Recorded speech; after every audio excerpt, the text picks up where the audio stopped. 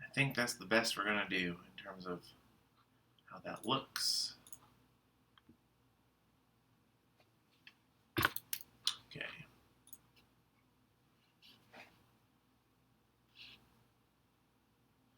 So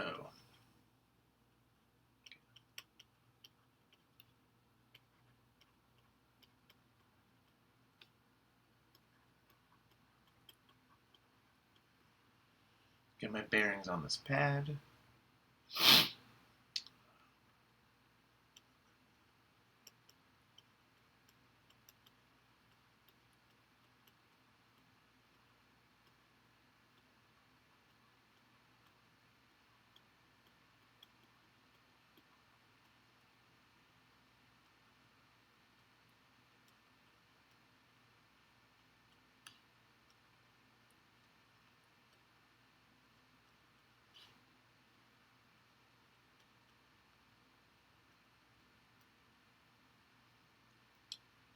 What else did we do?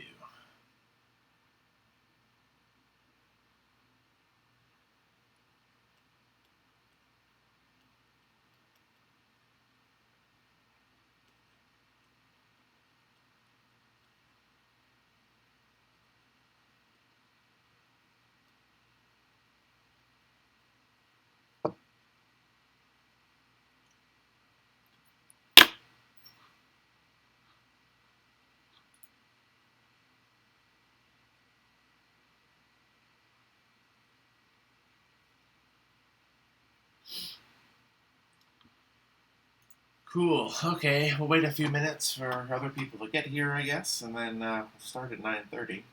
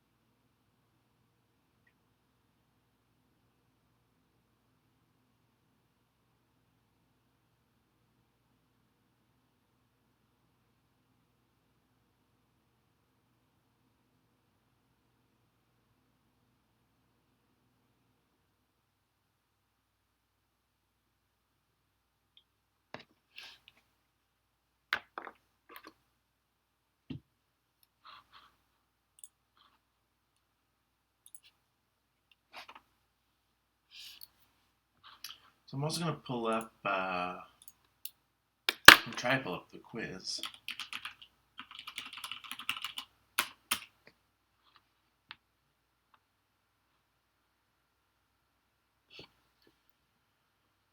Oh, it got dark all of a sudden.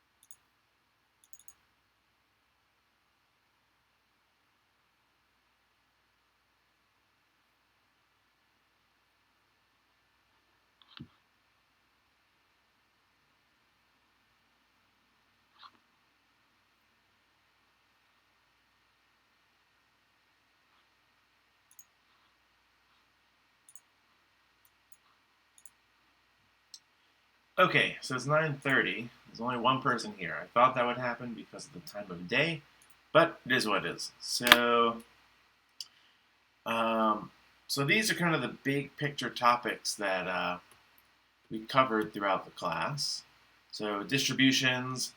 So this is like centrality, kurtosis and skew, mean and variance. So SEM, standard deviation, mean, median, mode, things like that. Z-tests, where you're comparing a sample to a population.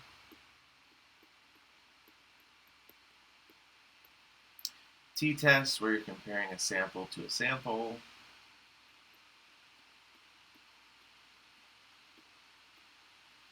Chi-square, which is with like count, like what's the right word? Ordinal data, like categorical stuff.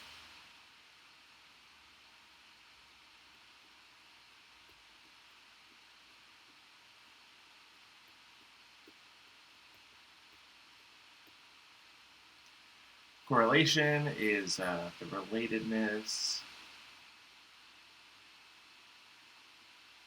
of two variables. Anova is just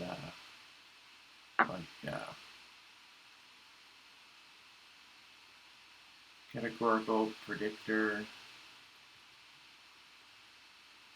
or IV, to a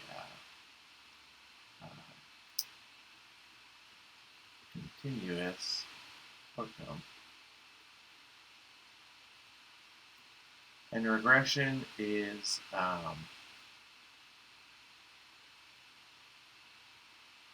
predicting future values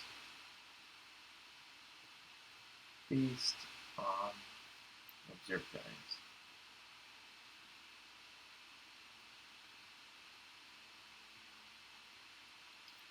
This is kind of what everything is, right? So this is like skew,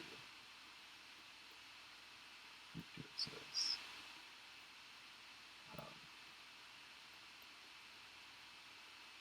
centrality. So this is like everything, right? We had a test. Where were our tests? We had a test here. And we had a test here. We did paired t-test. That's just t-test with correlation involved. There are different types of ANOVAs. So that's the whole class. Now I got some questions via email, not so many. Kind of worried there's only one person here because we have 2 hours to fill.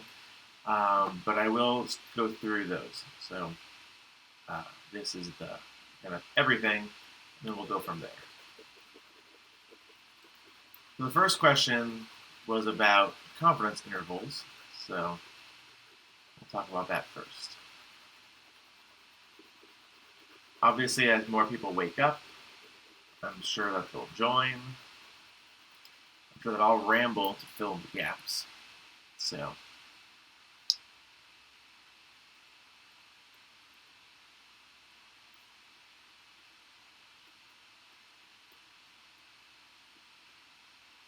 confidence intervals, basically you find some mean value, and you want to know kind of how far in either way that mean is off from the population mean, which is mu. So mu is probably somewhere in this range, which is what we call a confidence interval. That's not entirely true based on what we know about the confidence interval, but that's a good enough definition to go with. So how do you calculate it? Well, it's basically just the mean plus or minus your critical value of your statistic. So That can either be z or t, depending on what you have, times the SEM, standard error of the mean. So let me just pull an example out of the book. So this is on page 189 and 190 on the hardcover, in the hardcover textbook. So let's say you have, let's change the color because it's too fancy. Let's say you have a sample where n is 121 and your mean is 7. And you calculate the SEM to be 0.56. Remember, that's just for the sample, it's SD over square root of n minus 1. So, between which two mean values can the true mean be expected to fall 95% of the time? Would be how you would see a confidence interval question. So, okay. So in this case, the degrees of freedom would be n minus 1. So that just equals 120. And so we don't have mu or sigma. So we have to use t. We can't calculate z. So in this case, we would go all the way down here, and we would say at degrees of freedom of 120, crit t equals 1.98. So then our confidence interval would equal 7 plus or minus 1.98 times 0.56, and that calculates out to be, so this part equals 1.109. So the CI is 7 plus or minus 1.109. So that equals where are we? 5.891 through 8.109. So that's your confidence interval. So just your crit value. If it's Z, it's 1.96. Depending on your alpha level, that's alpha 0.05. For T, it depends on your degrees of freedom, times your SEM that you calculate, gives you your mean plus or minus that number. So that's confidence interval.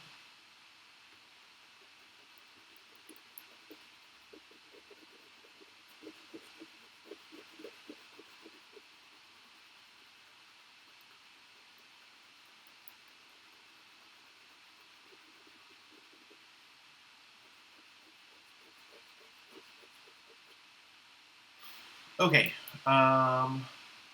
since there's no one really on or asking questions, I'm going to review some stuff that we went over yesterday in the physical in-person review.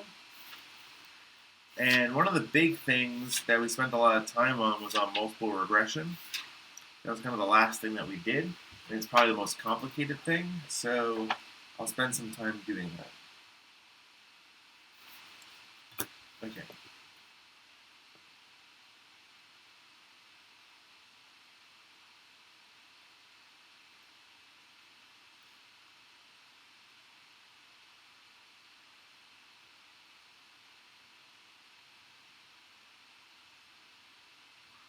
I just have to keep my email open in case emails come through.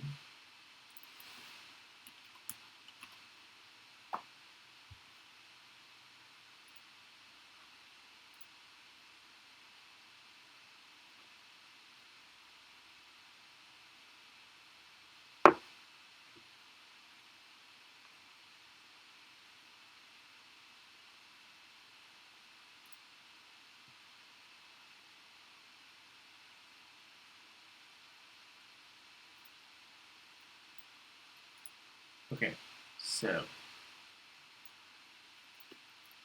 multiple regression. Eventually, you're going to get to a place where you have an equation like this. Y equals A plus B1 x1 plus B2 x2 plus the residual epsilon. So ultimately, what you want is you have to find A, you have to find B, and you have to find B2. That's our goal. Because then once you have all that, they'll give you a value for x1, they'll give you a value for x2. This you don't really have to worry about, you just have to know it's there, and you can predict y. So the first thing you have to do is find which variables are x1, x2, and y. So you have to know what you're predicting, right? So in the book, like in the recitation that we did, if I can just find the chapter. So question 4 and 5 that we did in class, we had digit span, block design, and IQ. And in question 5, it says specifically, using the data from the previous problem, find the multiple R for predicting total IQ. So as soon as you see that you're predicting something, that should say, oh, we're predicting IQ. That means that IQ equals Y. Cool. So that means that digit span and block design are your two predictors. So all you have to do is name them either x1 or x2 and keep that consistent the whole time. So in this case, we can do this equals x1 and this equals x2. Cool. So we found which variables are x1 and x2. The next thing we have to do is find all the correlations.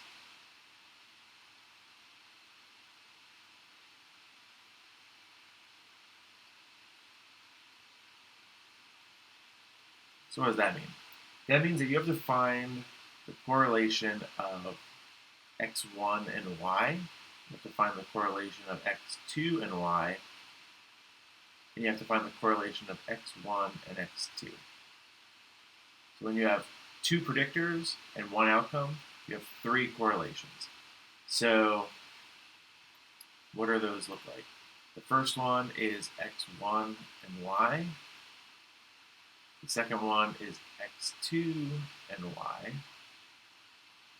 And the third one is x1 and x2. So you're finding all the possible correlations. Now the important part is that both of these, both predictors have to be correlated with your outcome.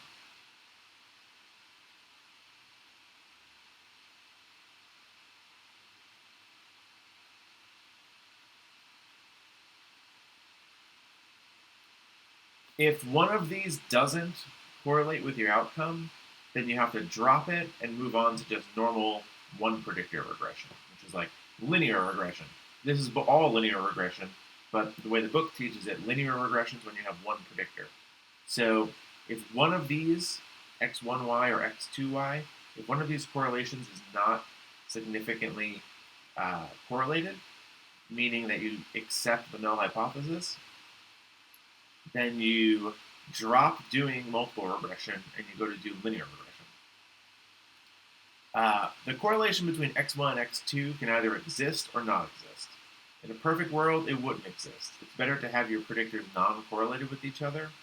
When they're correlated, it's called something called multicollinearity. You want to avoid that. But they can be correlated, and you adjust for that in all the other equations. But these have to be correlated in order to do multiple regression. And if you're going to have two predictors, both predictors have to be correlated with your outcome. I cannot stress it enough. Okay, so you find all your correlations, and remember, this is just,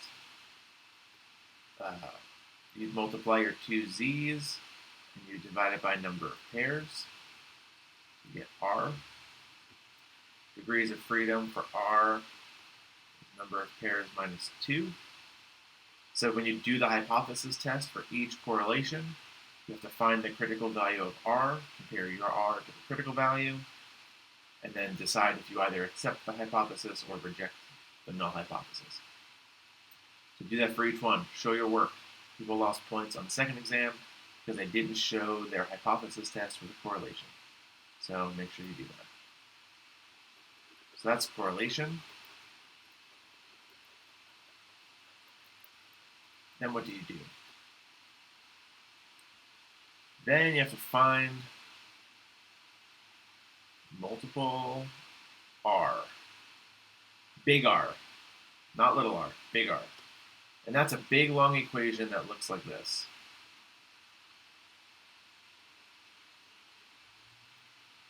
It is r x1 y squared plus r x2 y squared minus 2 r x1 y r x2 y r x1 x2 divided by, so these are all multiplied, 1 minus r x1 x2 squared.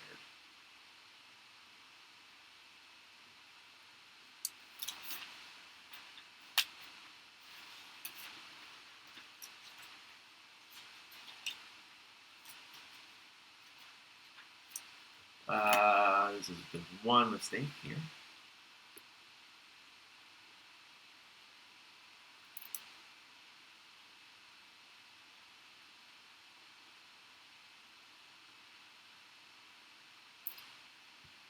So that's multiple R. It's all your correlations, and this equation should look familiar. It's very similar to how you calculate your standard error of difference in a paired samples t-test, right? There you have SED1 squared plus SEM1 squared plus SEM2 squared minus 2 times SEM1, SEM2, and the correlation between your two groups squared, square root. This is all very similar. So what this does is it finds the variance with your correlations. So you found all your correlations, now you plug them all in. Remember to take the square root at the end, and you get multiple R. Then after that, you have to convert it to F.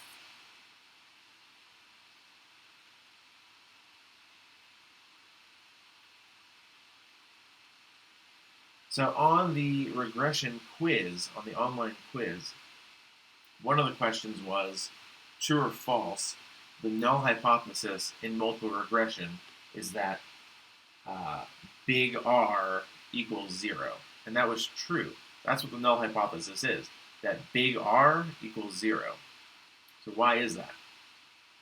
What you're saying is that you're saying that there's no relationship, that your model and your data don't fit. Is basically what you're saying. But how do you test that? You can't just do a significance test with R, you have to do it with F. So you convert to F. And how you do that? So F equals R squared times n minus 3 divided by 1 minus R squared.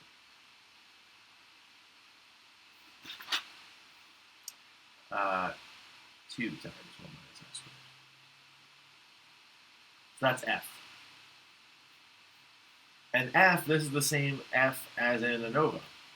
The one thing you have to note is that the degrees of freedom are a little interesting. So the degrees of freedom for the numerator equals k minus 1. So here we have 3 groups, digit span, block design, IQ. So for this example, it equals 2. Degrees of freedom for the denominator equals n minus 3. In this example, in question 4 and 5 in the textbook, there are 7 people. So there's 7 digit spans. 7 people, each one has an observation of digit span, block design, and IQ. So in our case, this equals 4. So then you look in your book for the critical F, with degrees of freedom of 2 and 4 for numerator and denominator. And then you compare your calculated value of f to the critical value of f. And if your calculated value of f is greater than the critical value of f, then you reject the null hypothesis, in which you say that r equal to 0, we reject. So r is not equal to 0, which means your model fits your data reasonably well. So you can then move on. So I'll leave f up. I've left r up long enough, so I'll take that down. I'll leave f up for the time being. And move on to the next step. Step 5.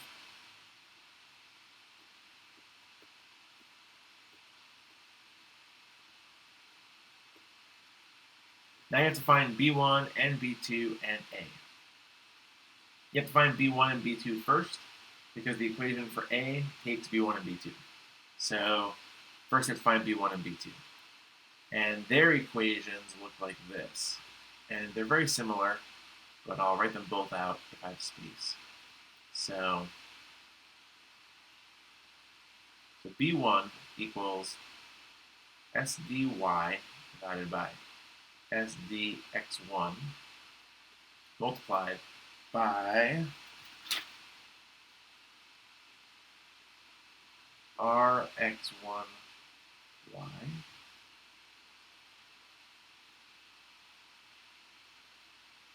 minus RX2Y times RX1, X2 divided by 1 minus RX1, X2 squared.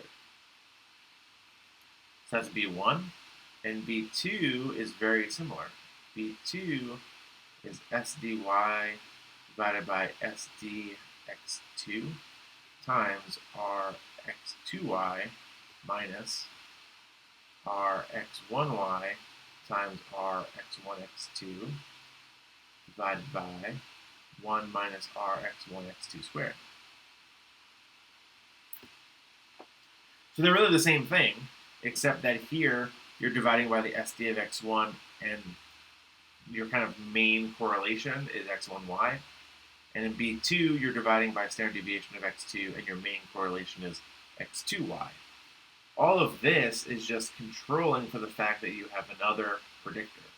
Your other predictor being x2y and the correlation between the two, x1, x2. So think of it as saying it's the difference, it's the quotient of standard deviations times an adjusted correlation for that variable, x1. So B1 is the slope for x1, B2 is the slope for x2. Okay, now you have B1 and x2, and B1 and B2, you can calculate A.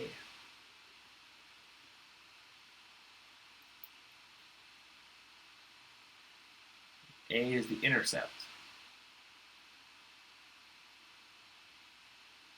So A equals the mean of y minus B1 times the mean of x1 minus B2 times the mean of x2. So what this is saying is that when when both x's are 0, then A is the mean of y. That's what the intercept is. So now you can plug it all in. So now you can go back to your equation, y equals A plus B1 x1 plus B2 x2. You have A, you have B1, you have B2. And then the question will probably give you something like if, so now we can go back to the very beginning and say if digit span equals 6 and block design equals 2, what would you predict IQ being? So here you can say, oh, digit span x1 is 6. You just put 6 over here. And, oh, block design is 2. That's x2. We'll put 2 over here. we have A because it's just a constant. You calculated that. So then you just plug in 6 and 2. You multiply them by B. You add A, and that gives you your prediction for IQ. So in multiple regression, the places where you're making hypotheses tests are in your correlations and for your multiple R and F. So the places where you're making hypotheses are here. Here's where you have to here's where you have to compare to a critical value, and you have to say, I accept or reject the null hypothesis. So for the correlations, the null hypothesis is that R equals 0, little r equals 0. For multiple R, the null hypothesis is big R equals 0. So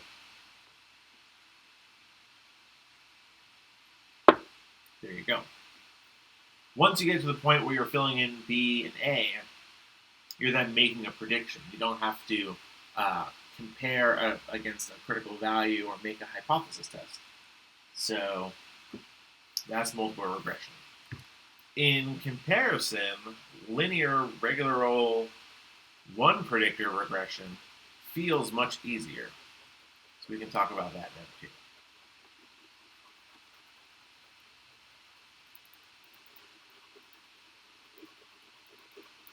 Now, normally in a review session, I wouldn't go through all of this because I'd rather just answer questions.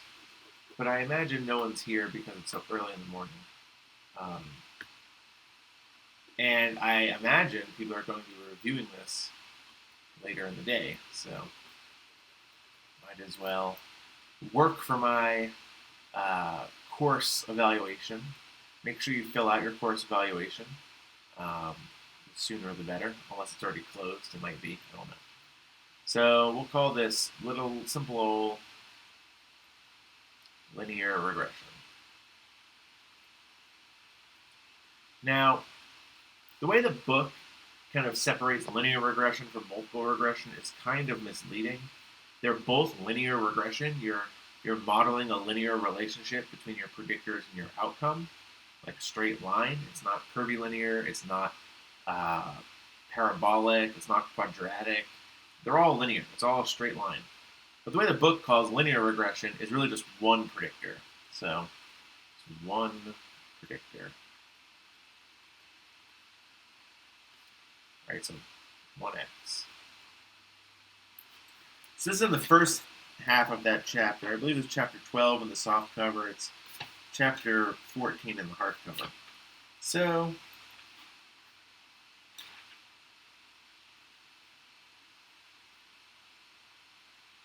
it's really much easier. So you have the same equation. Like, whenever I look at this after looking at multiple regression, I'm like, wow, is it really just that? Okay, so, but it is apparently. So you have your equation. Y equals A plus BX plus your residual epsilon, which is always there. Epsilon is always there. You can't model epsilon, but epsilon exists, so you should know about it. So what do? So you want to make a prediction for y, right? So first you have to show that x and y are correlated.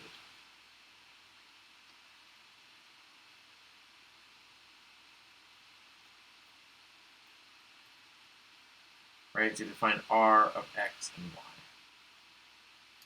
So you find r of x and y, and you do the hypothesis test, and if your correlation is significant, then you can move on. So what does that turn out to be? Turns out to be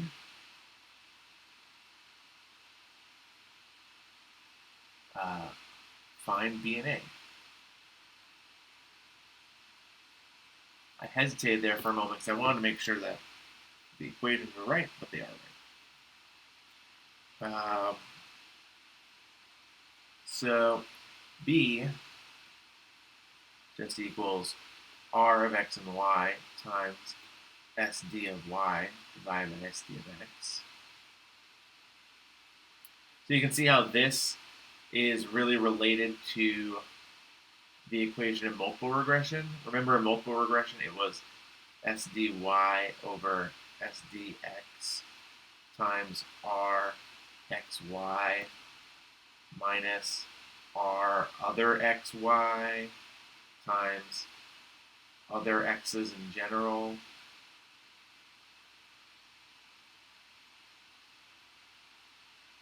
See how like they're the same?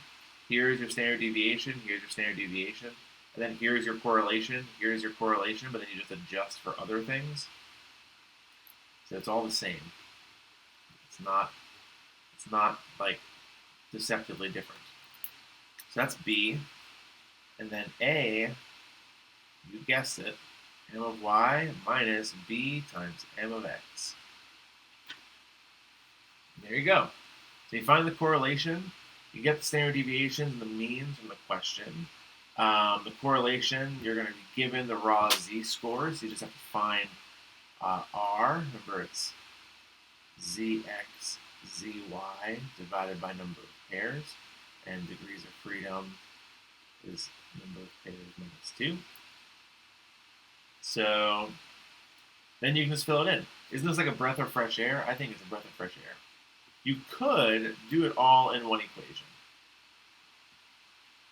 I think if you're gonna have both linear regression and multiple regression, it's better just to do it this way because then it's the same structure as multiple regression. Find your correlations. Multiple regression means you have to find big R and do an f-test. But then you just find B and A, and they have very similar structures. But if you wanted to do it all in one equation, you could. This is what it looks like. So y equals rxy sdy over sdx. So that's the same. Times x, right? So this is b x.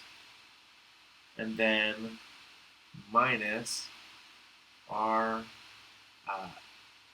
xy sdy sdx mx plus my. Oops. That's right there on the corner, I'm sorry. And then this winds up being A. So you still have all the pieces there.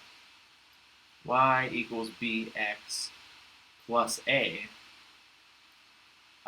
But you're just doing it all in one equation, where you're just calculating it all out at once. It's really the same thing. You're just substituting. See, it's my minus b, so you sub this in, mx. So bx minus bmx plus y. So really this just looks like y equals bx minus bmx plus my, which is just this.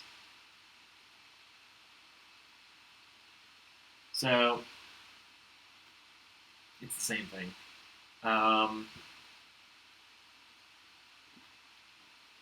Again, I would, if it was me taking the test, I would do them piece by piece, B and A, just because in multiple regression you're also doing B and A, but it's up to you.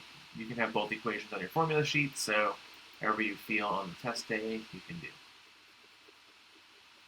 That's also in your book in the regression chapter, so if you need a refresher on what the equation is, it's there. So that's regression. Regression is used to make predictions. So conceptually, you are predicting a value based on values you already have. So a future value comes in, and you predict that value.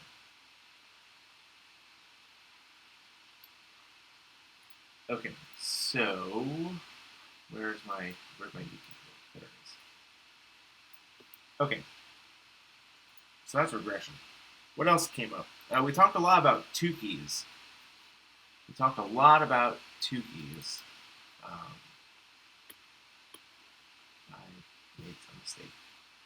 Okay. So let's talk a little bit about ANOVA.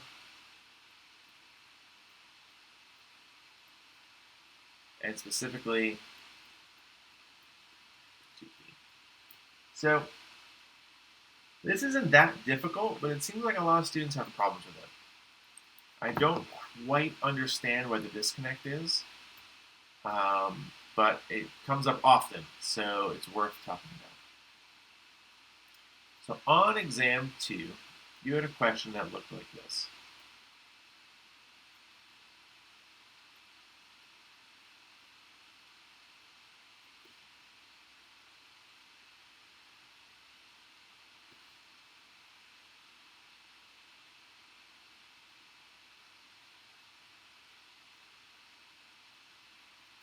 So this was a question that was like,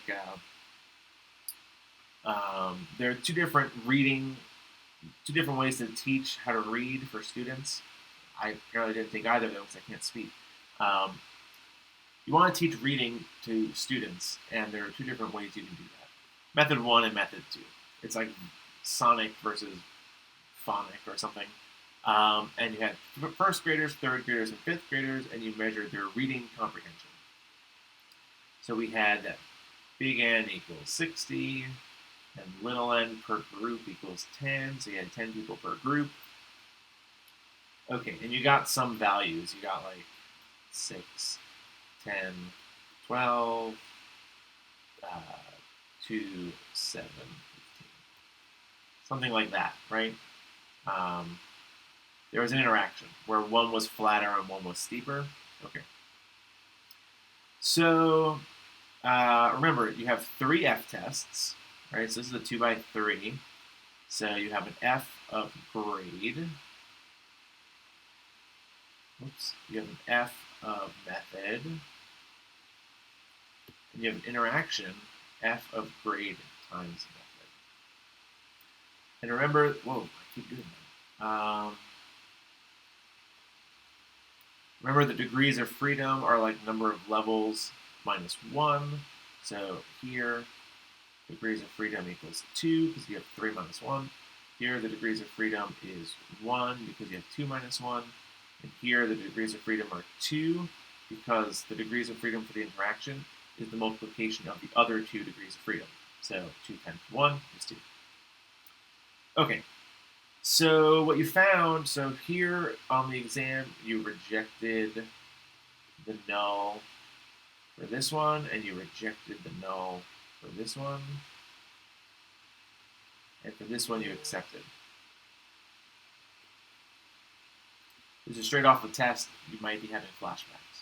So you have a main effect of grade, right? So that means that regardless of everything else, as grade goes up, reading comprehension goes up. And you have an interaction of reading of method and grade, which means that method matters only at certain grade levels, where one method's good at one grade level and the other method's good at some other grade level. So that means it's differential. So like here you can see that method 1 is better for first graders because 6 is bigger than 2.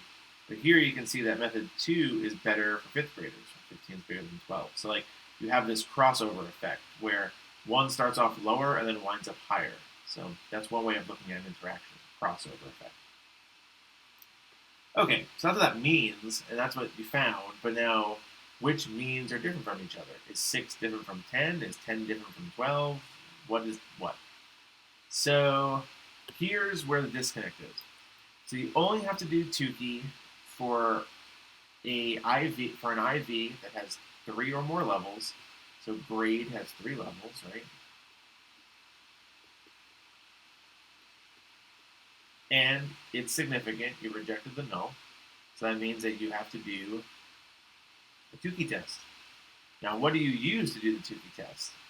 So here's where it gets tricky.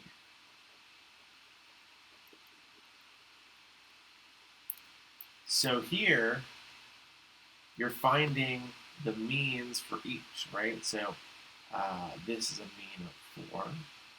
This is a mean of 8.5. And this is a mean of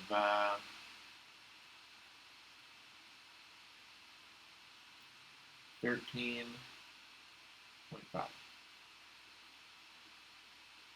So these are the means of the whole group of first graders. So like this is the mean of that. This is the mean of this.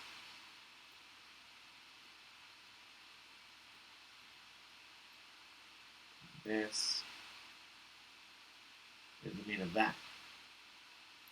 Which means you have now 3 groups and 3 means, but each cell has an n of 10, which means that for here, each one is 20. That's 10 plus 10. So for the Tukey, right, the HSD equals a crit value that you find in the table times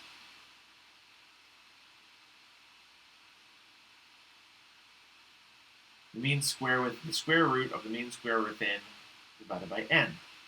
Here the n is 20. The mean square within you take from an earlier calculation when you were doing the ANOVA. Take the square root of that quotient and times it by a crit value of HSD that you find in the, I think it's in table G, HSD crit value table. And that gives you some value. So like that'll give you a number like 4. And that means that the difference between your 2 means has to be greater than 4 for you to say that those means are different. So like here, 8.5 minus 4 is 4.5. 13.5 minus 8.5 is 13 minus 8, which is 5. And 13.5 minus 4 is 9.5. So as you can see, they're all bigger than 4. And so you would say that each mean is significantly different from each other. So 4 is different from 8.5, 8.5 is different from 13.5, and 4 is different from 8.5. So each grade is different from each other. So that's when you do a Tukey. You do a Tukey whenever you have 3 or more levels. If method was significant, if you got a main effect of method, you wouldn't do a Tukey because it only has 2 levels. So if you find a significant F, you know that those 2 means are different. If you have 3 or more, you could have 10 levels, and you would just do a Tukey with 10 levels. It's not any more difficult. You just have more means to compare at the end. So make sure you know what your little n is here. A lot of people use 10 because it said in the question, little n equals 10. So that's little n as in the cell. So you have 60 total and 6 cells, which means little n was 6. But when you're comparing it for Tukeys, each comparison cell is actually 20 observations. Okay, I'm going to take a couple minutes to look through some of the practice exams, or like the practice questions.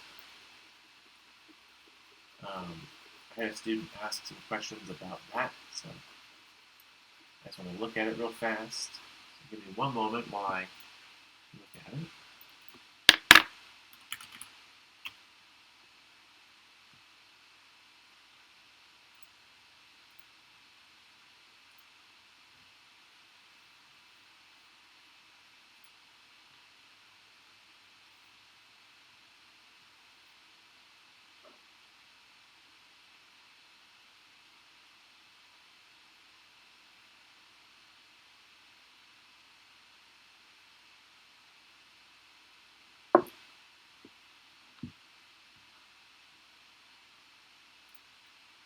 Okay, so look at review questions, resources, final exam, final review 2, computational problems 2016. Let's see if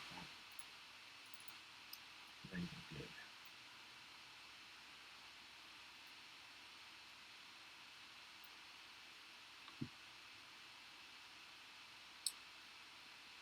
So let me open up all of these.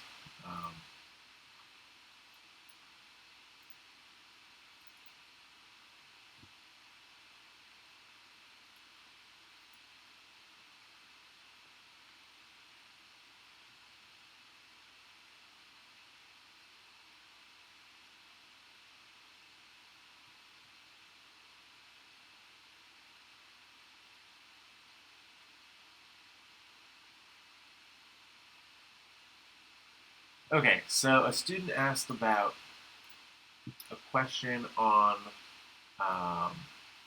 this Word document is called Review Problems Various. It's like an old exam. And the last question was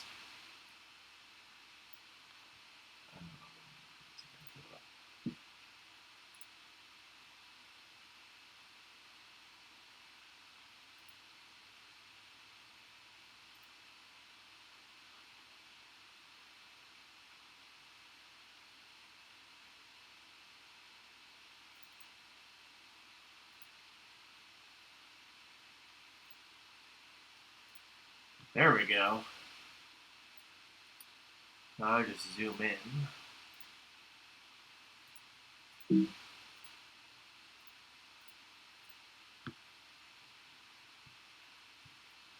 This is not the right one. I'm actually looking for something else. Here we go.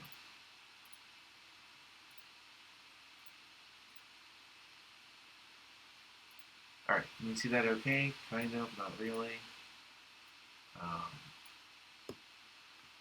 Okay, we're gonna make do. So, let's see. A random sample of respondents, 56, comprising an equal number of political liberals, conservatives, independents, and libertarians, were asked to rate the favorability, 0 through 10, of a recent 7-country immigration ban proposed by the current administration. Higher scores indicated greater favorability. The mean ratings were as follows. Liberal 1.23, conservatives 8.8, independents 3.69, and libertarians 3.67. Sum of squares within 123, sum of squares between 341. At alpha of 0.01, were there any differences? If so, what were there? What were they? So,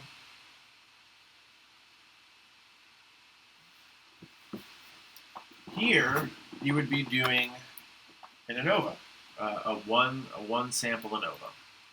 So let's see if we can write all this out and actually do it. So first we have n equals 50. So this is a one sample ANOVA, a one-way ANOVA. How do you know this? You have a categorical predictor, which is liberal, conservative, libertarian, moderate. That's categorical. You have different levels. It doesn't have to be that they are ordinal. They don't have to be bigger or smaller than one another. You could have race, white, black, Asian, Indian, whatever. That's categorical, but not necessarily in a way that you can put one greater or less than the other. So a political ideology is similar. So we have n of 56. We have 4 groups. We have liberals who scored something, conservatives who scored something. It's not going to work because libertarians also count. So we have liberal, we have conservative, we have libertarian. Sorry for my spelling. Looks like librarian, I apologize. And independents.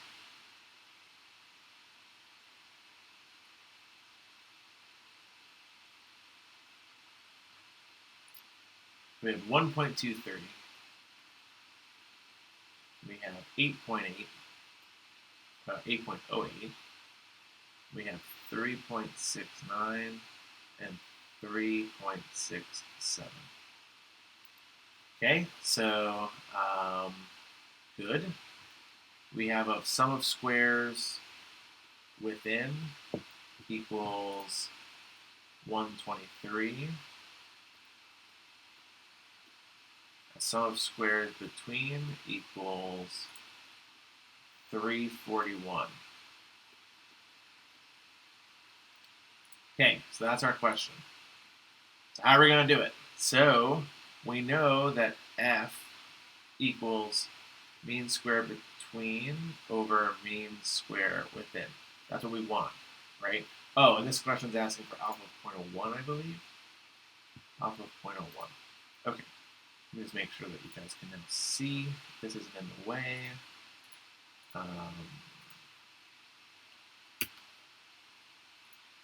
Okay, I deleted it. So, first what we gotta do, we gotta find degrees of freedom, right? So, degrees of freedom within and degrees of freedom between. So, degrees of freedom between is what? It's k minus 1. Degrees of freedom within is n minus k, right? So in this case, you have 4 levels minus 1, so degrees of freedom between is 3. The degrees of freedom within, it's n minus k, so 56 minus 4 is 52. Okay, so we now move on to finding mean square within and between. So mean square between is 341 divided by 30. Mean square within equals 123 divided by 52. So let me calculate. Give me 1 second. I hadn't actually seen this question until right now, so we're doing this question. We're doing it live! If anyone knows that reference. So, I hope so. Okay, so this equals 113.67. 123 divided by 52. This equals 2.37, which means that f equals 113.67 divided by 2.37. It's going to be some gigantic f. It's going to be very, very big. Something like 60 or 70. 47.96.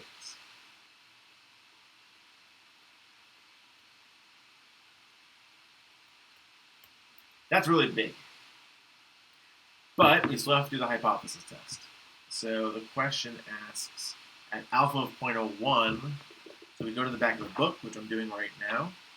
The table G, I believe, is the F table. Yep, so degrees of numerator, which is mean square between, is 3. And for the denominator, it's 52.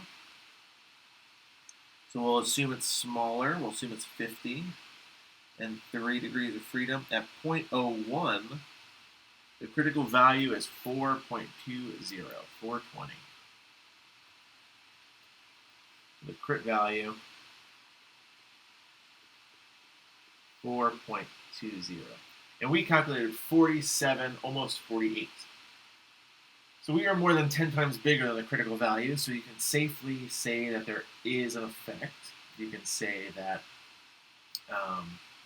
that you would reject the null hypothesis, very soundly reject the null hypothesis. And now you have to do a two-keys test. You have to say, okay, well, which means are different from what? So I'm going to erase this stuff so I can do it down here. Now we have to do two keys. Now we have 4 levels, right? We don't know, is liberal different from conservative? Is libertarian different from independent? We don't know that yet, so we have to find it.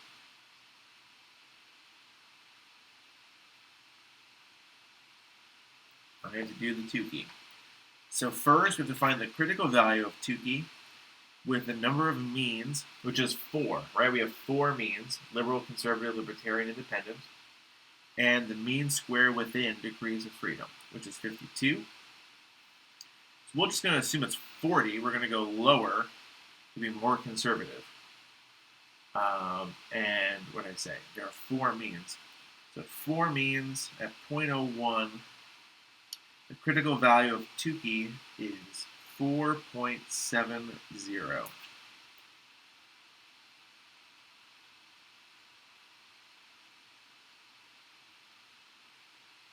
So our number is going to equal 4.7 times the square root of the mean square within, which is 2.37, divided by little n, which is who's in each group. So I kind of have to go back to the question just to double check if that was given to us, or we have to assume that they're evenly sized groups. Let's see. Comprising an equal number of political liberals, conservative, independents, and libertarians. So an equal number, so it's just 56 divided by 4, which is what? I wish I could do this in my head. It's like 13? 14. I was close. Okay, so that means that little n is 14, because that's how many are in each group that we're comparing. So let's calculate that. 2.37 divided by 14 equals 0.17. So square root of that, whoops, 7. That equals 0.41 times 4.7, which is that crit value that we looked up.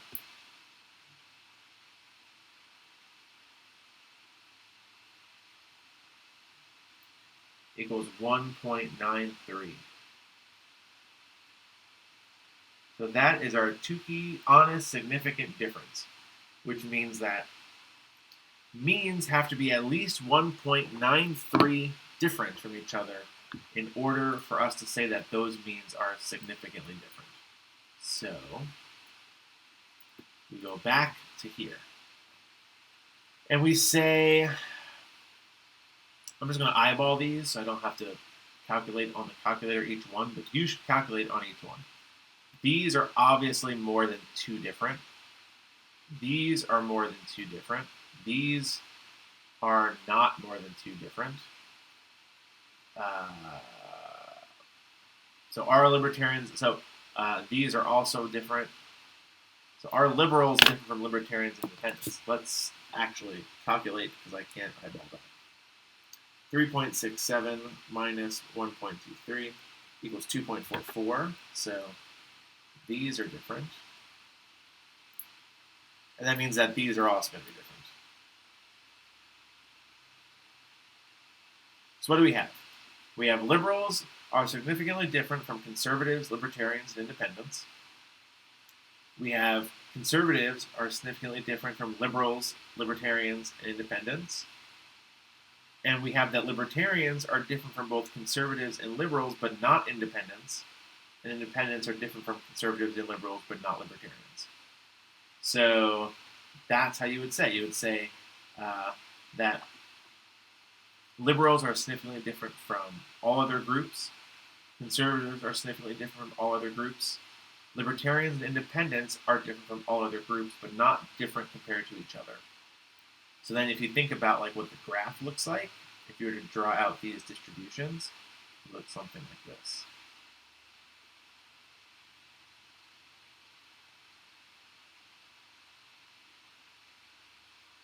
Where like this is the mean of 8 for conservative, this is the mean of 1.2 for liberals, and then libertarians and independents are like, each one's 3.6. So they like overlap. So this is different from all of them. This is different from all of them. This is different, and this is different. So like, this is different, but these aren't, and this is different. So that's how you would do it. So it's a one-way ANOVA. Hopefully that makes sense.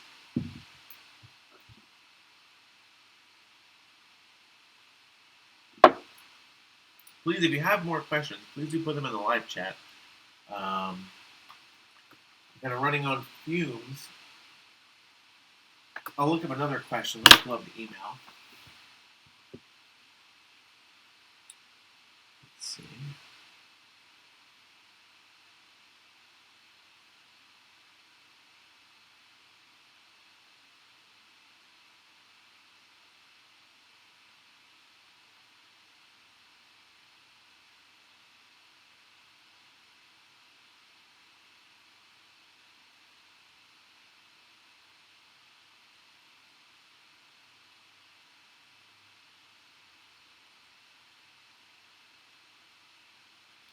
So give me 1 second. I didn't look at this email.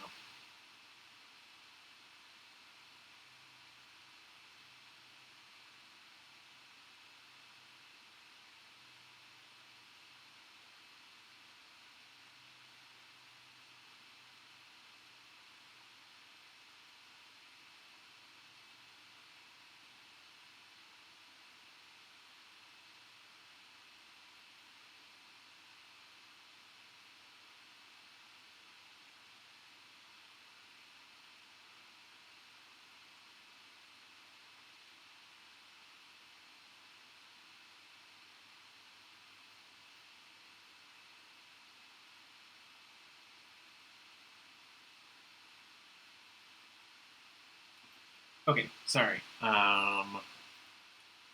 Also trying to coordinate who is proctoring exams as well. So let's find this email. Confidence intervals we did here. So we did the one with the political liberals and conservatives. The question about umpires estimating the speed of pitches. How do you compare the estimated speed with the actual speed? So let's go look that up. I know I saw the umpire one somewhere, so let me just find this question. That's not umpires. That's not umpires. No, this is not that one.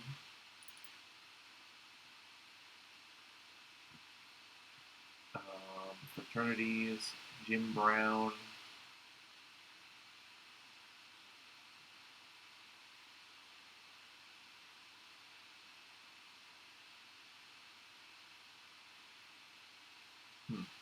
I can't find this one just yet.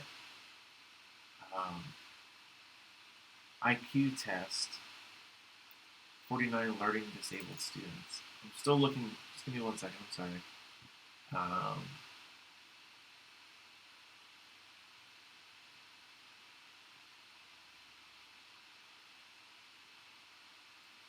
It must be the one I didn't download, of course.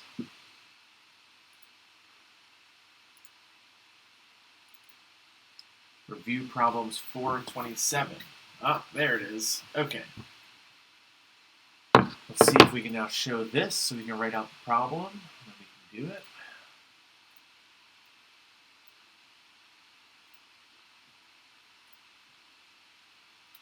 So I want to add a window capture. I want to add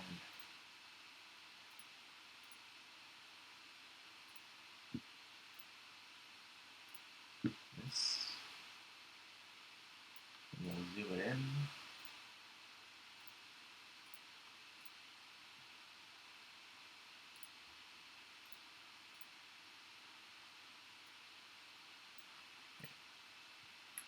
And erase all this. I'll get there. Eventually we'll do math, I know. Okay, but that's how you would do. That's a one-way ANOVA. Categorical predictor with a continuous outcome. Measures on a scale is continuous, and your political group is the category.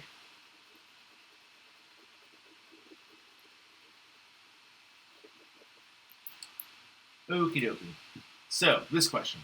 10 professional baseball, and this is the first one I'm looking at it, so I have no prior knowledge. 10 professional baseball umpires are asked to judge the speed of a certain collegiate pitcher's fastball. Their mean estimate is 85 miles an hour with a standard deviation of 12. The actual speed is 78. Were these umpires accurate in their estimates?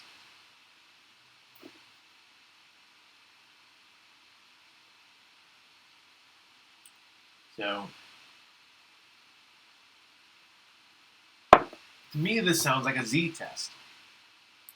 So you have a true value, which is the speed, and you have a sample value, which is the 10 umpires.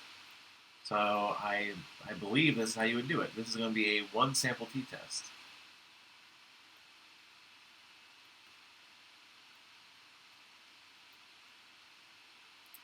So mu, remember, mu is the population mean. It's also the true value. So like remember on the first test, there was that one sample t-test question that was about the scale. And it said 4 was the scale midpoint. and everyone got upset about that question. Well, it's also the true value under the null hypothesis. So this question, the null hypothesis is that the umpires are the same as the actual speed. Their prediction is the same as the actual speed. And then the alternative hypothesis is that their estimates are different from the actual speed, right? Remember, you want to think about, you always want to think about what you're testing. So here you're testing, are the estimates of the umpires different than 78? Which means that 78 is what you're comparing it against. So that's your mu. Now you don't have sigma, but that's okay, because we're going to use SEM in this case. So, estimated SEM. So this mu is 78. And then we have mean of 85, standard deviation of 12. Now eventually we want to get to this type of equation.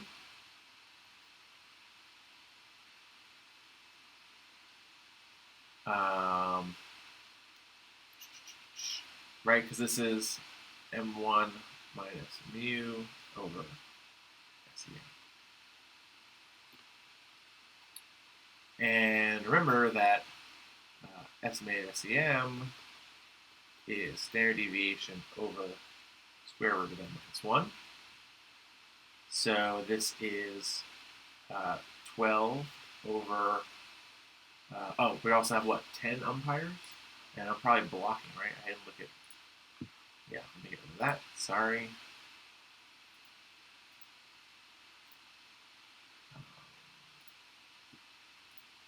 Right, sorry about that. Okay, I'm still not very good at streaming, so we had 10 umpires, so this is just square root of 9, which is 3, so this is 12 over 3, which is 4, is your SEM. So here we have 85 minus 78 divided by 4 equals t. So that's just what, 7 over 4 or 1.75. No. 4, 8 is 2, 4 and a 7, yeah, 1.75. Head math, it's not going to be tricky. 7/4 or 1.75. And then we want to test at an alpha of what, 0.01? I already X out the thing. Let's open it again. Let's do this one. An alpha of 0.05, the question asks. So, at alpha equals 0.05, is our t value significant? I can already tell you that it is not significant.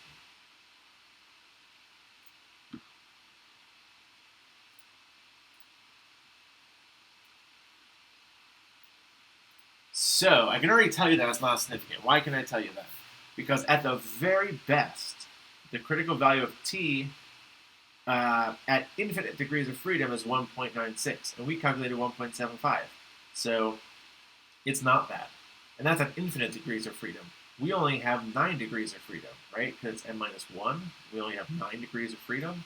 So that means that the critical value of t is going to be like 2 something. So it's important to like have sanity checks while you do these tests. Like think about, are my answers making sense, right? If you get a t value of 1.75, you don't want to then say, oh, it's likely that I could reject the null hypothesis. It is very much not likely you can reject the null hypothesis in this case, but continue on with the work just to double check. But at this point, you should have a pretty, really confident feeling that you are going to accept the null hypothesis. So like, you want to be comfortable enough where you can see these things. You can calculate the t and say, oh, that's a pretty small t. Or like in the previous one, oh, it's a pretty big f. So then, you know, you parse out the details to say, how big is this f? Does it reach the threshold or not? But at least if you have a feeling of what number it is you're calculating and its magnitude just right off the bat, it'll put you in a good place. That you're not making silly errors where you say you reject the null, but then you describe it as if you were accepting the null. Sometimes people had that on the tests where they either accepted or rejected the null, but their explanation was opposite. So that's like a fundamental misunderstanding of what's happening, in my opinion. So do a lot of practice. You have all day today and most of the day tomorrow until 8 p.m. for some people. And then you have a week if you're taking the test next week. So just practice, practice, practice. Do every practice problem you can. Google, Google, Google. Google lots of things. Google why these equations work the way they do. Just really work at it. But that was a tangent. I digress. So let's look up the critical value. So for a two-tailed test, so here's a one-tailed test, we have 9 degrees of freedom, and alpha of 0.05. The crit value is 2.262. Our value is 1.75, so that is smaller than the crit value, so we would accept H naught, which means that we cannot detect a difference between the umpire's estimate and the true value of the speed of the pitch. It doesn't say that they're exactly the same. It just says that we don't have enough evidence to say that they're different. So just to describe this, I guess we'll just go to the full down to the way.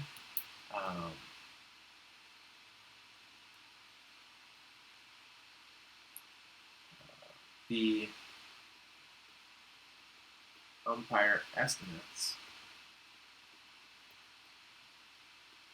are probably not different than the recorded speed. So that's how you would do it. So that was the umpire pitch question from the review questions. And I think there was one more.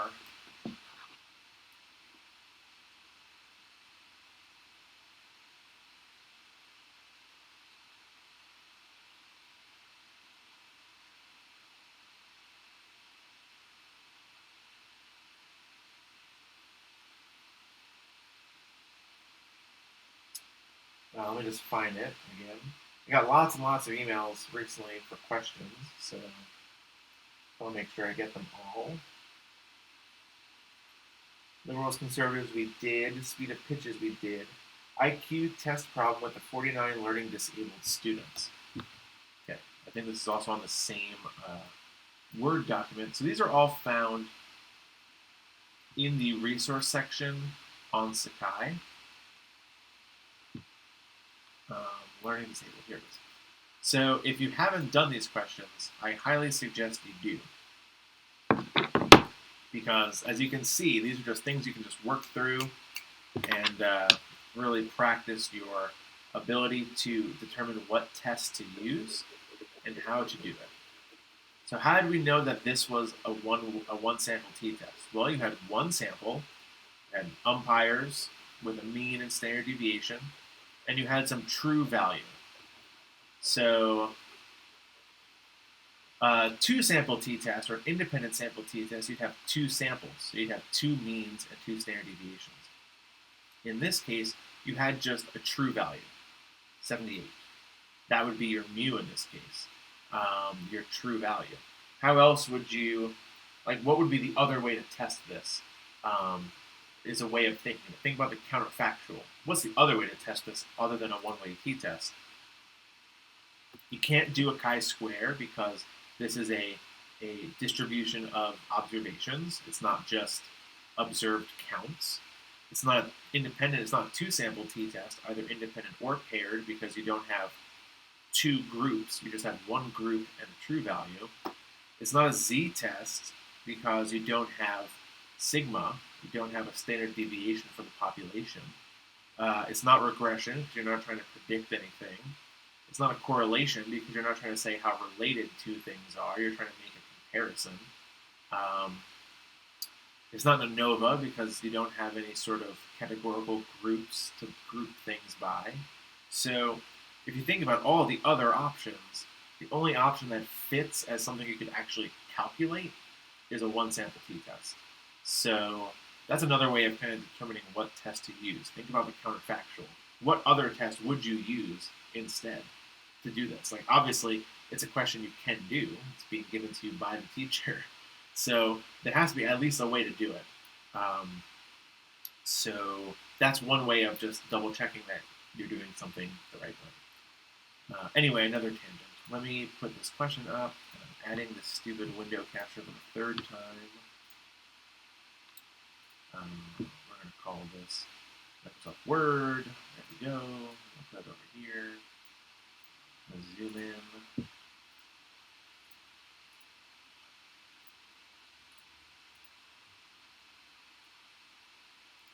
Okay, again, I haven't looked at this before, so this is the first time I'm seeing this question, so bear with me. Still no questions in the live chat, that's fine. Okay. The population mean for the Stanford Binet IQ test is 100, and the population standard deviation is 15. So we have mu and sigma, population mean, population standard deviation. A sample of 49 learning disabled students from a local junior high school scores 95 with a standard deviation of 12. Now we have sample mean, sample standard deviation. Okay? Using alpha of 0.01, what can we conclude about junior high learning disabled students' IQ compared to the population? Okay, so this is a z-test. We have mu and sigma. We have sample mean, sample standard deviation. We can do a z-test. So now let's see if I can just hide this. Aha! But is it still... Now let's see, can I draw? Can you see that? Aha, okay, cool. Learning things with OBS. Fun and profit. Okay, so we have IQ test. Well, no. Not IQ test. We're doing a z-test. Back to the second or third week. So we have mu, which is 100. We have sigma, which is 15. And then we have a group of 49, so we have a sample. N equals 49. The mean equals 95. And the standard deviation equals 12. And we want an alpha of what? An alpha of 0.01. Okay, so z equals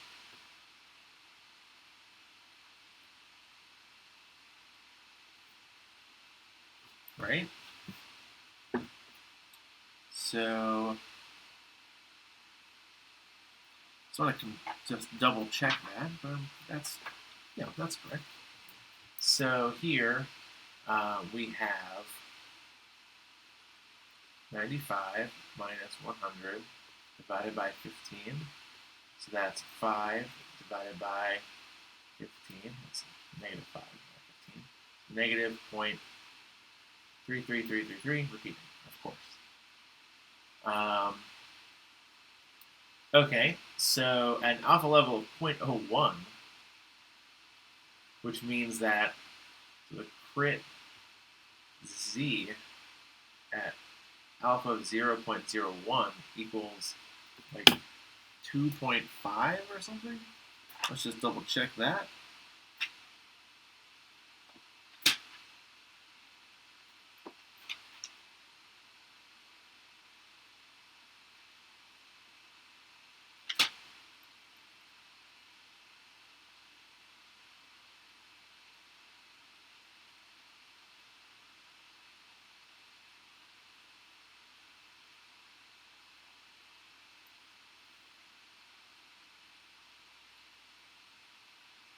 I'm just looking at the z table.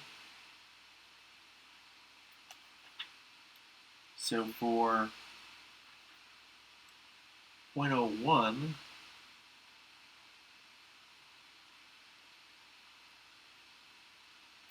it's like 2.6.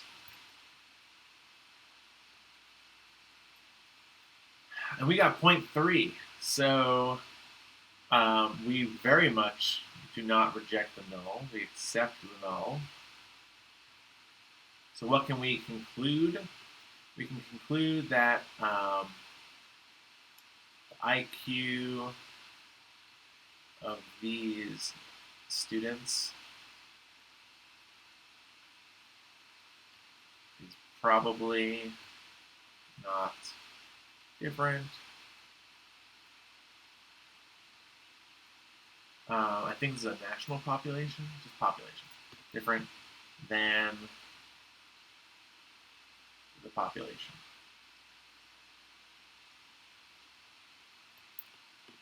Z-test, m minus mu over sigma. So like that standard deviation is there just to give you extra information you don't need. You don't need that to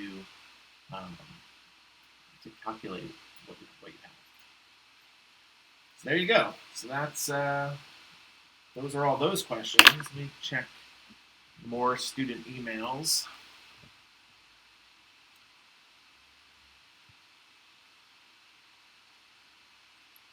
So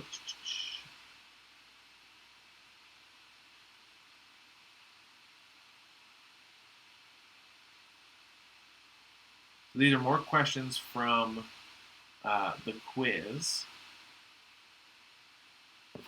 Okay, so that's Z-test. So easy stuff. Like, after doing multiple regression by hand, you should look at this and be like, oh, that's easy. Because, honestly, compared to multiple regression by hand, it is easy. You should be very proud of yourself to be able to do multiple regression by hand, because it's very difficult, and it's something that professionals don't typically do by hand and don't actually typically know how to do by hand. So the fact that you know how to do it and you can do it is very, it's a very good thing to be proud of. Okay, so remember that in multiple regression, big R squared equals percent variance accounted for.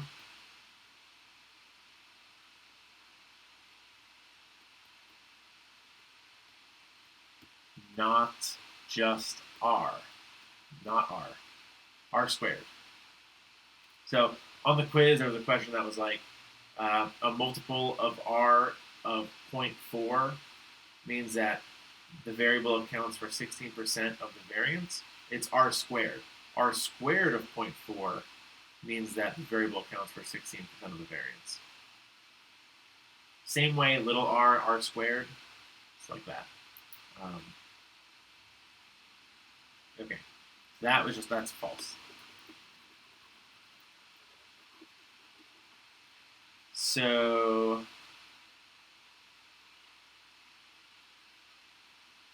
wait, a multiple of R of 0.4, R squared would be 0.16. Actually, it's true. Let me double check this. Give me a second. Let me look up tests and quizzes.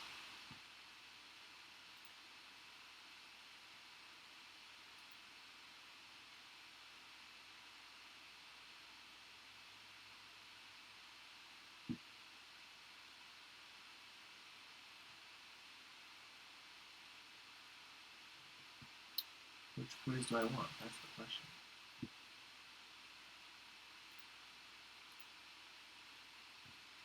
I want the regression quiz.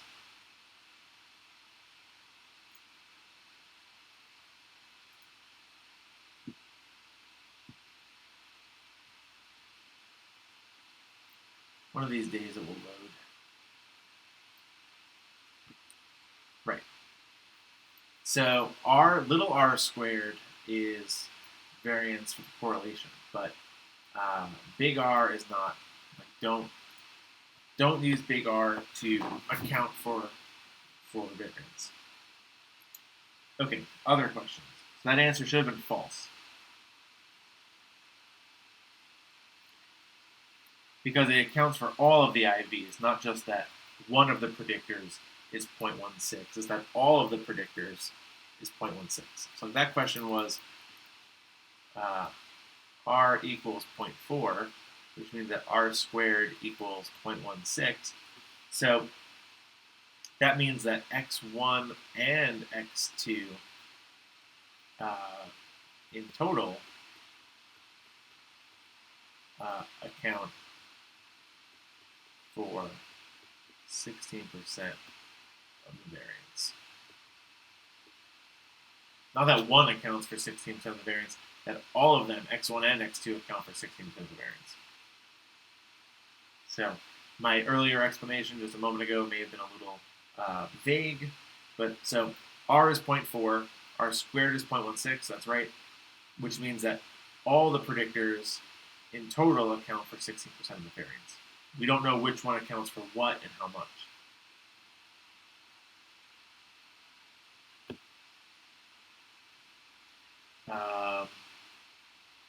Remember that if rx1y or rx2y, or just in a regular regression, rxy, if your predictor is not correlated with your outcome, that means that it has no predictive ability on y. So if you want to predict, let's say, weight equals a plus b times height, remember that a equals the mean of y minus b times height, right? So if height is not correlated with weight, that means that this is 0, that this part is 0, that.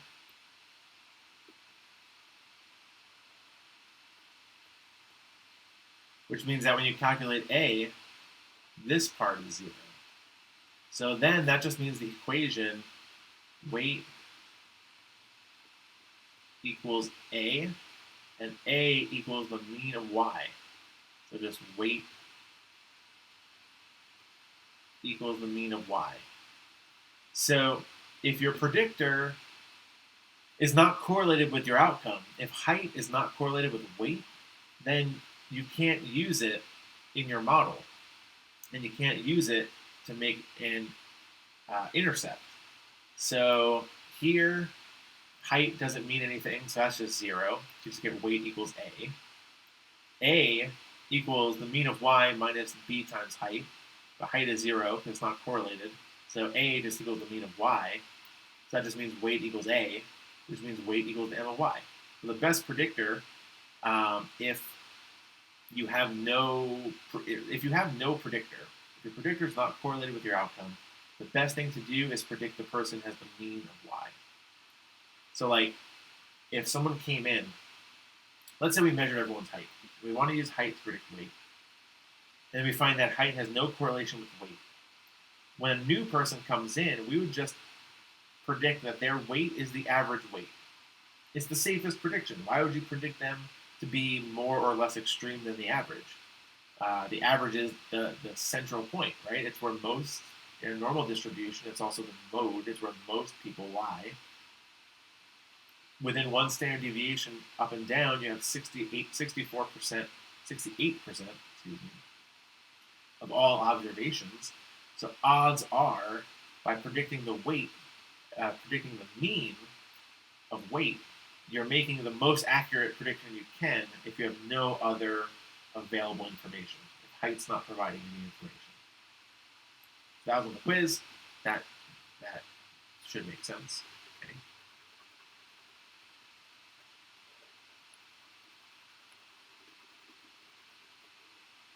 Like, if you wanted to predict somebody's income, maybe income's a bad example, but if you wanted to predict someone's income that you just met, if you have no other good predictors, then you would just predict they make the average amount of money that people make.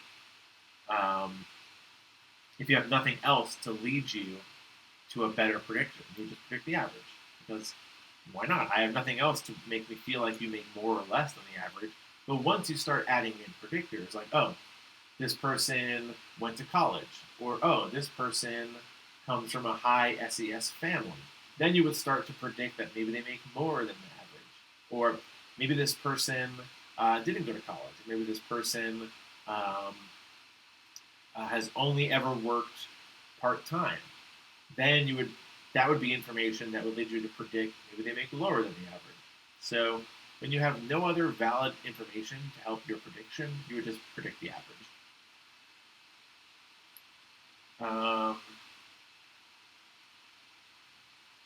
Okay, so there were 4 questions on the quiz that dealt with a residual, which I thought was interesting because the book doesn't even talk about residual. But residual is so important. I think residual is probably the most interesting part of regression, and we don't even talk about it, which is sad, but we'll talk about it now because I have you captivated. So here is your regression equation. Y equals A plus BX plus BX plus E epsilon, this Greek letter E epsilon. This is the residual. Spooky. So what does that mean?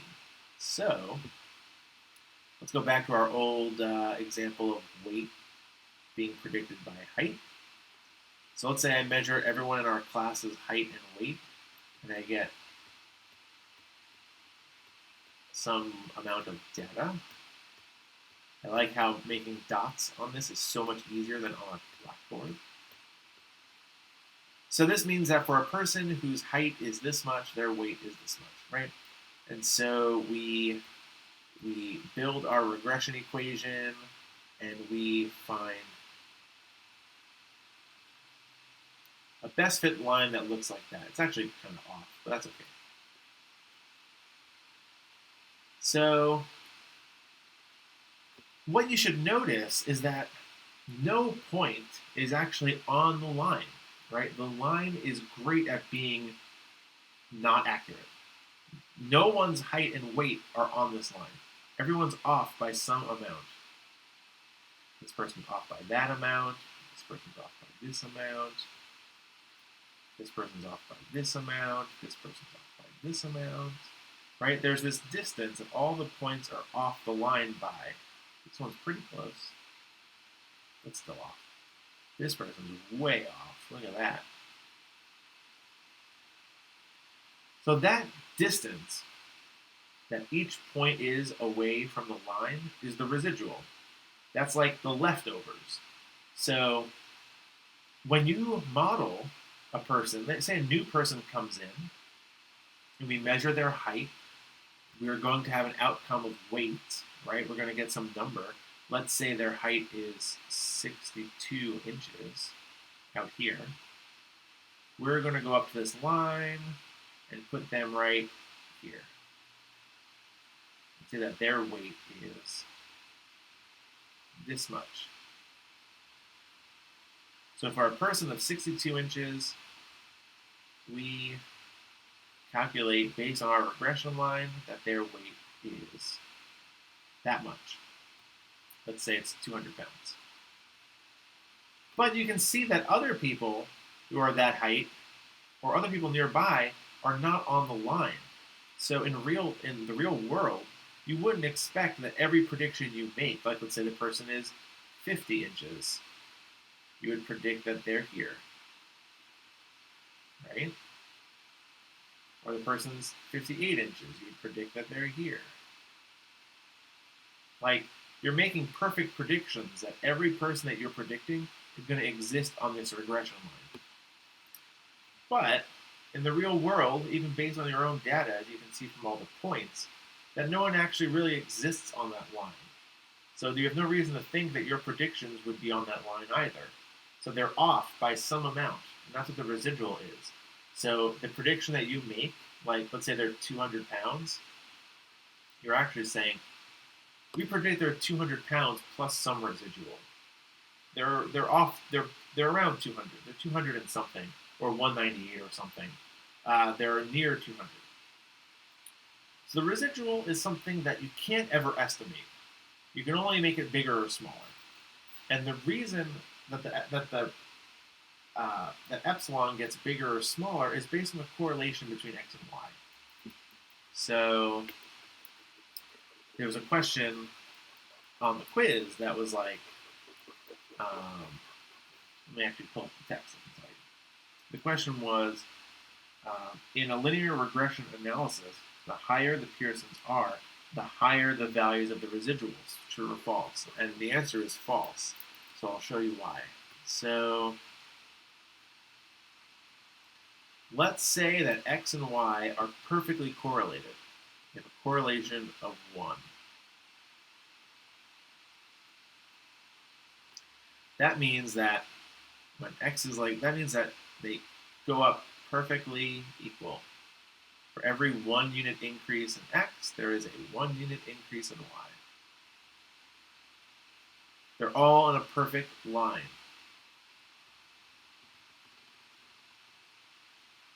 Right?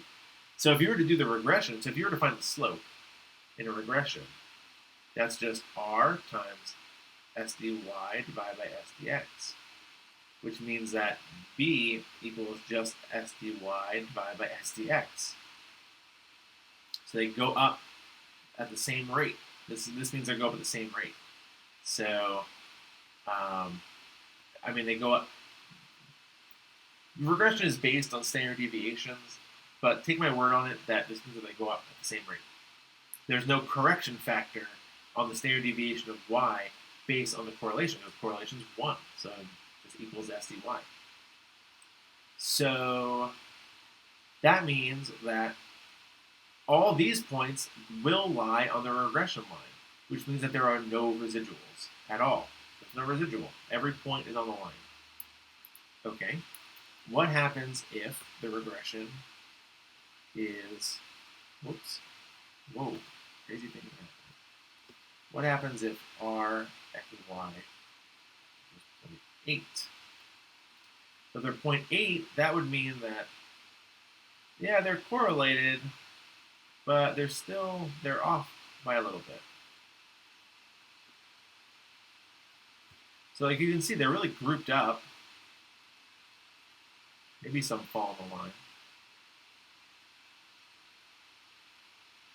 They're very highly correlated, but they don't all fall in the line, which means that the residuals are quite small. They're all close to the line, but not actually on it. What if your correlation is really small, like 0.4? So if they're 0.4, that means that you're all over the place.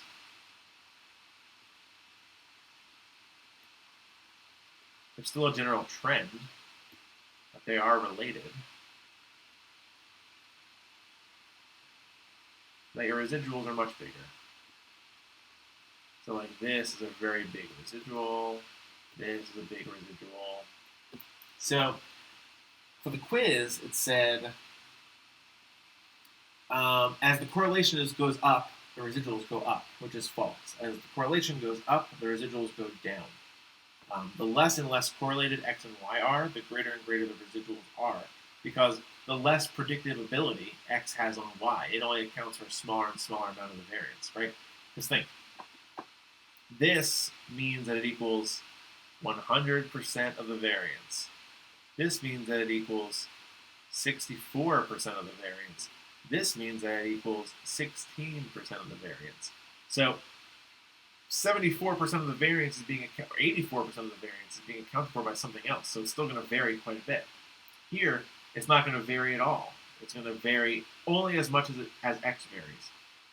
Here, 64% of the variation is accounted for by x, but another 36% is accounted for by other things. So it's going to vary because of those other things, but it's still going to be 64% of the time varying to x. So that's that.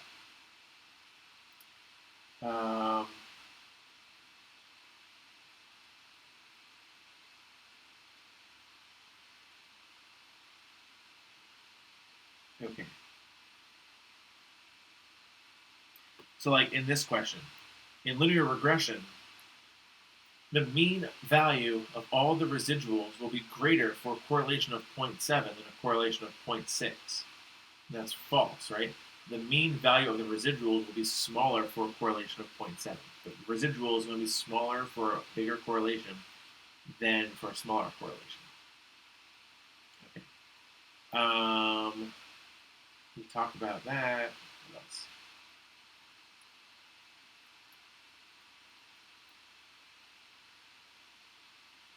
Another one. When all of the points in a scatter plot lie on the regression line, the correlation between the two values must be, and the answer was either +1 or -1.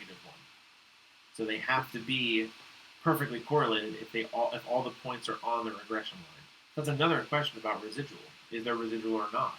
That has to do with how strong the correlation is. So, as you can see, residual is really important. That epsilon in the equation is very important. It has to do with how much the points vary off of the regression line due to what other predictors account for the variation. So hopefully that makes more sense now. So that's all the questions that I have. No one else has emailed me.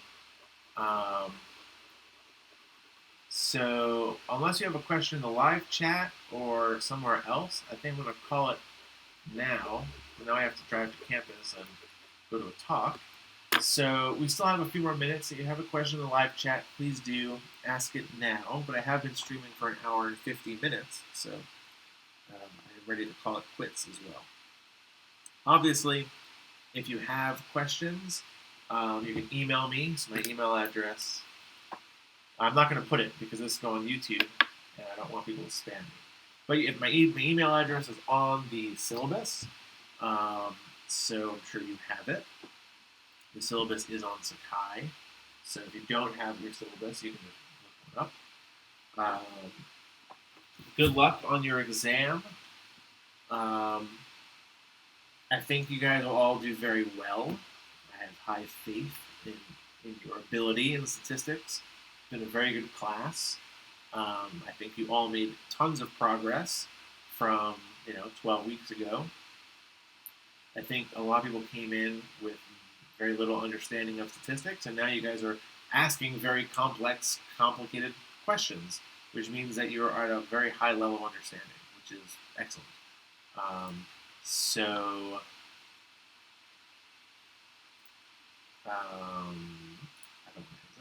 So good luck. Send me an email if you have more questions. I will try to answer them as best I can when before the test, and I will call it there. So good luck, and I will see you guys soon.